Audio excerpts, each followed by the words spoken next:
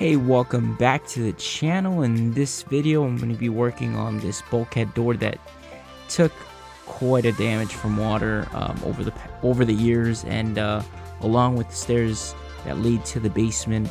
This will probably be a two-part video, so stay tuned and hope you like this video. Alright, here's what we got. We cleaned out the old rotted out boards that were on the frame. Yeah, pretty bad. And there's no stairs. And let's knock it out. There you go.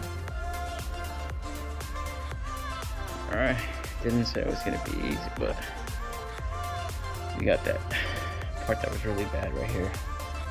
Trying to get this out, then we're gonna keep this and just put a new board on there, and we continue.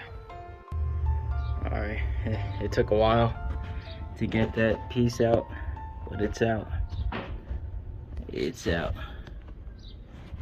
and now we gotta put a new piece back in. All right, stay tuned.